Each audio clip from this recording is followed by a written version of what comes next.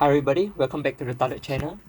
And in today's video, I'll be going through the tier list that I crafted and is based on what I have experienced and also the input of a lot of VIP 15 players. So I would like to thank Queen Alice for the help of compiling this tier list where she has a lot of max of 15-star heroes. So we're able to test it out, and this is a tier list based on the current meta for Arena. So do note that this is the current tier list for Arena, guys. This is mainly for Arena and how these heroes are ranked for Arena's battles. So first off, that's that, and then next is I like to thank all my new subscribers. Thank you for subscribing, and also thank you for liking the videos, guys. So keep it up, guys. I hope to see more subscribers also. So greatly appreciated if you actually press the subscribe button and also the like button also for this video. Lastly, I also created a combo list where it's a list of heroes where they are paired together, they have a stronger synergy. So that's a combo list, and I only plan to release that combo list once I hit 150 subscribers. So that's pretty easy, guys. So please subscribe to this channel, and I'll release out all the info for the combo list that I've been thinking of, and combined with the help of other players where we crafted a really good combo list for you guys so that you know how to stack your heroes together to maximize the skills benefit. So yes, so that's what I want to say for now, and now I'll show you the tier list. And before that, please do remember to smash the like button and subscribe, guys. Just smash it now, man. Don't hesitate, guys. So yes, the tier list is, firstly, I'll go through it in detail of what I did for the tier list. So let me just get it out. I'll show you in the gallery way. So yes, so firstly, the disclaimer is such that the list is based on countless of trial and errors. So I've been testing a lot, doing a lot of back testing. So I like to do back testing in general. So this game is pretty much my niche area. So I do enjoy back testing. So because of that, I know a lot about how the game works, and also how these heroes are ranked accordingly. And next you need to know is this is based on the current meta, which is more or less the Argus meta, the dark element meta plus the tech element meta. So that's one thing you should know. And also next is the tier list is also based on, one of the criteria is based on, number one, the final endgame power of the hero. So for example, STs would probably be ranked lower due to its late game power, as in it's one of the weakest combat power heroes. So that's why I also took into consideration. I didn't take into consideration how easy it is to farm the hero. I didn't even care about that. I mean, eventually you get it all 15 stars hero, so that shouldn't even be the consideration for late game. And also the thing is, I took into consideration the skins available. So I did have some notes on the list where I wrote that some heroes are better with skins, without skin, and whatever. So yes, so next is also all tanks I placed in A tiers except Lolita. Lolita is S tier for sure. She's damn tanky, and she has a shield, she has a huge AoE stun range, and that's pretty annoying in that sense, and she's really high power. So Lolita is a beast actually in terms of tank, and I would only recommend using the tank in general. But the reason why I put the rest of the tanks in A tier is because if you're using a single element squad, then eventually you need to use a tank also of the same element. So it's always best to just use the tank of that squad. So yeah, so okay, so I broke it down into several different tiers. So unlike other websites or other YouTubers who did their tier list, I realized there's something wrong with all their tier lists, because there needs to be more tiers actually. So SS tier stands for heroes who are really special, and those are the heroes that has skins. So I do feel that Argus with epic skin and Export with epic skin deserve to be an SS tier, and if you don't have those skins, it's pretty good to try them out, especially since you can get it through the Halloween event for now. So it's really easy to get it, at least one of the epic skins, Argus or Export. I would recommend that. I won't recommend Lancelot or what's the other hero? Odette. Yeah, I won't recommend those two heroes. So focus on either Argus or Xbox for the epic skin for this event, guys. So next is S tier. So S tier I guess S stands for, I don't know what it means, but I guess it's special. I don't know what it means also. So S tier is obviously the second highest tier, which I created. So in the dark element, I put Argus because of his firstly, he is the meta now, so he is high power. He has invincibility, so he's really quite good as both a tank and a fighter and a damage dealer. So he's pretty well balanced in that sense due to his high power also. And for light, I put Guardian in arena because of his really huge burst damage and his really high ability to get his energy up really fast, especially if you put him as a solo front. So Guardian is really good at bursting down enemies really fast, and that is one hero for the light element which I think is worth it. For Marshall, Lancelot is only there with epic skin. When you only have epic skin, Lancelot is S tier.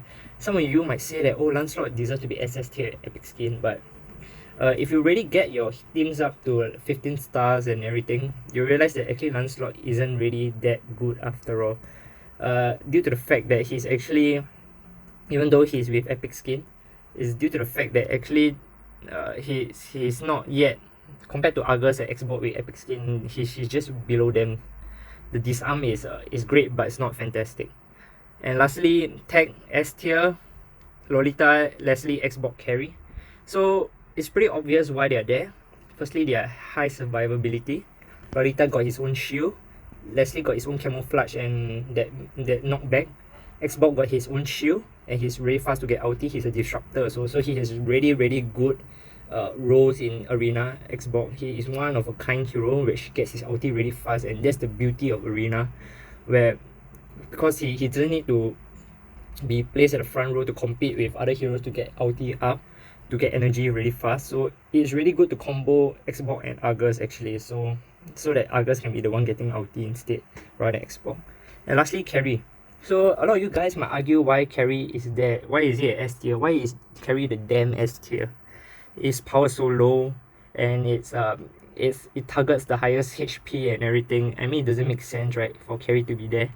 But however, it does actually in this current meta of arena. A lot of people, almost, you look through the top 100 rankings of arena, almost everybody uses Argus, and because the meta is now Argus, so carry is really good in that sense, since carry will most likely target Argus as his first target. So when Argus ulti and carry's ulti together, it might counter Argus, and that would be really brilliant in that sense. So I feel that carry is S tier for now due to the current meta of a lot of people using Argus. Lastly, for elemental is Veiler. So Veiler is there because huge AoE range, pretty decent power, and also knockback skills, able to survive, survive, like push back enemies and might give you a team advantage. But of course, Veiler, it's slightly below the rest, I feel, as an S tier, because it's hard for it to get energy firstly, because it depends on where you position Veiler actually. So, and the main skill is his ulti, so it's not as good at S tier as the rest, but he's still S tier worthy due to the really wide AoE range. Next is sub S tier.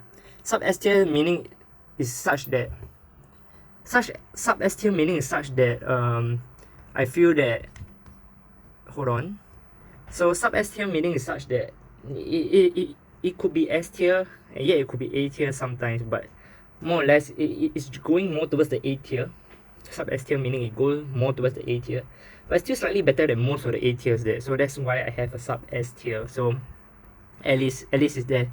Some of you might argue why Alice is there. It has a AoE lifesteal and everything, but if you really have your Alice and you've been getting it up to like 10 star, 11 star, 12 star, you realize that Alice is getting less and less useful in most games, in most gameplay, especially arena, where it competes with Argus to get energy, to get ulti up. So it's pretty annoying in that sense. So if I had unlimited choices of heroes, I probably won't even use Alice as one of my 3 broad arena lineup, due to the fact that I feel that it has been nerfed.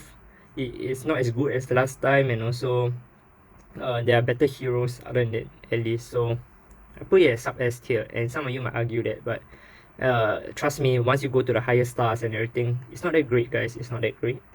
So next is Karina. So Karina is really good actually, but the reason why it's a sub S tier is just because it's lousier. It's not really that special. It's there's certain benefits to it, there's certain combos to it. You need to use it really well to with other heroes to get it up really good. But other than that, as a standalone, Karina is not that great in it's not as good as Argus. I mean, it's good, but it's not as good as Argus, I feel, in that sense. So it still depends a lot of RNG and everything. So I guess Karina is slightly above Alice, but it's below Argus, so it's still sub S tier. I just categorize it all together. For light element, there's no sub S tier. Light element is pretty weak actually, same like elemental actually. So for martial, it will be Irrita and Lancelot. This Lancelot is without the skin. Lancelot is sub S tier without the skin. Only reason why he's there is because he's high power. He has invincibility when he uses his ulti and he targets the back row, so that's pretty interesting. But he's still not good enough for S tier. When he reached like 15 stars and max stars, he's still pretty, I mean, he's not that great. Once it comes to fighting 15 star versus 15 star heroes, he's not that great. Gusion versus Lancelot, Gusion will win on a one-on-one battle, so it's pretty obvious why Lancelot is sub S tier. If you don't know, there's one guy, Daemon, MLA. He's been doing one-on-one battles and he's trying to show you guys which heroes are better. You can watch his videos. I'm giving him a shout out, so hopefully so do check out his videos, guys. So next is Irrita. Irrita is sub S tier, I feel. A lot of you might argue Irrita is S tier, but the fact that Irrita doesn't have survivability skills makes him a sub S tier. He has really high burst damage. I feel that Irrita is more like a support and high DPS, but he on his own, once it comes to one-on-one, he's outperformed by other heroes that has their own stance, has their own evasiveness, has their own survivability skills. So Irrita would probably be a sub S tier, even though he's more of like a support and DPS type. So for arena wise, he is still not that good. So he's sub S tier. Tank, there's no sub S tier. And elemental Khadijah, he's pretty obvious why he's there, sub S tier. He could be S tier, but you know what, compared to Veiler, Khadijah is highly dependent on RNG, like where he uses his ulti, whether is it close to the enemy. Sometimes he's, due to RNG and everything, Khadijah just ultis at some empty spot where there's no enemy there, so that's pretty annoying, and that's not really stable in that sense. You want consistent results, so I put it as a sub S tier. Helos is there with epic skin. They did nerf Helos epic skin. If you didn't know that, they did a stealth nerf. Now his enhanced thickened blood is not as great anymore, so do keep note for that. I don't really want to explain about Helos actually. But yeah, so for A tier, Hellcut Dark when he's against mages. So he's against mages, Hellcut is A tier. For light is Chinger and Ghetto Catcher. And the reason why actually I feel that Chinger is actually a B tier, to be honest, but I mean, because it's high power, firstly, it's above average for a mage. It's pretty high power. He has his own shield, but I still feel that I hate the ulti because it's channeling, so I don't really like it, to be honest. It can be cancelled by either a silence or stun or knockback or whatever shit. So I don't really like Chinger actually, but I still put it as A tier because of its its high power and its shield survivability skill. But other than that, I don't really like it. I won't really recommend Chinger actually, but you know what, since like element you need to focus on two heroes, Chinger is probably better than the rest. So Ghetto Catcher, he's good, he's A tier, but he's not great in the current meta because a lot of people are using Dark Hero, so Ghetto Catcher is probably getting raped by the element counter, so he's not that great. But you know what, he's still A tier because he's a tank. That's the only reason why he's there. So next for Marshall, Zilong, Akai, Clint.